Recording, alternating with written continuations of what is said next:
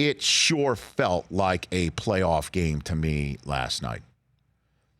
It felt like it. It sounded like it. And not just the crowd there, but it sounded like it because almost, as I said in the first hour, every hit ended with a thump.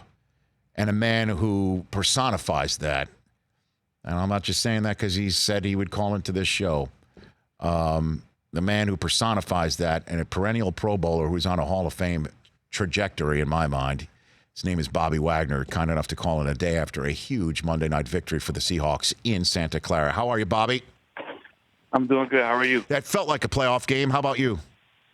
It definitely felt like a playoff game. You know, you felt the defense was doing great, offense was making plays, the crowd was loud, the energy in the building was crazy. Obviously, the game was crazy.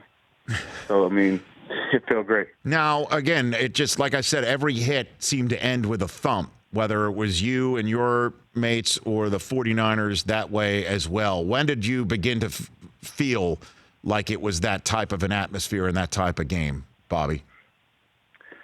I mean, I think you knew it coming into the game, seeing how their defense played, seeing how we wanted to play. We felt like we had to be, a lot more physical to kind of affect their offense. And so, from the very beginning, we felt like we were coming out and we were going to try to hit, and we knew they were going to try to hit. And it was kind of just, who was going to hit the most. And, it was a really fun game to play in. We went to overtime down to the last, second. So it's one of those games you definitely going to remember. It was a good win for our team to go into the bye week.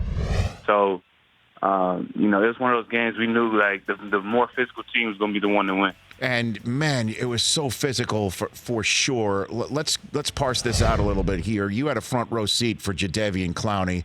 Best game, obviously, that he's had with your team. Many folks are saying it may be the best game he's had, period. What do you think clicked for him last night that might be repeatable moving forward, Bobby? I just think he finally got to the quarterback. I think, when you watch the games prior to, it wasn't like he wasn't, making good moves or doing this. It's just the quarterbacks were getting the ball out before he can get the sack. But he was getting a lot of QB hits. And so, we did a pretty good job in the back end making Garoppolo hold the ball a little bit more, allowed time for the D lineman to get there, especially him, and when he's in the backfield, all it takes is, one or two hits, and you could just feel his energy, feel him, turning it up a notch, and that's exactly what he did. It seemed like he was around the quarterback or hitting the quarterback almost every play they try to drop back, and, we were able to get some sacks, we were able to get some fumbles, create some turnovers, and that's how our defense is supposed to look. Bobby Wagner, a few more minutes left with the Seahawks linebacker, fresh off of an overtime victory over the 49ers, handing the 49ers their first loss of the season right here on the Rich Eisen Show. You told my colleague at the NFL Network, Jim Trotter, that you and KJ were beginning to sniff out some of the checks of Jimmy G. Is that correct? Yeah, I mean, it's football, man. You sit there, especially on the defensive side of the ball. At home, our crowd is so amazing and so loud. It's not always.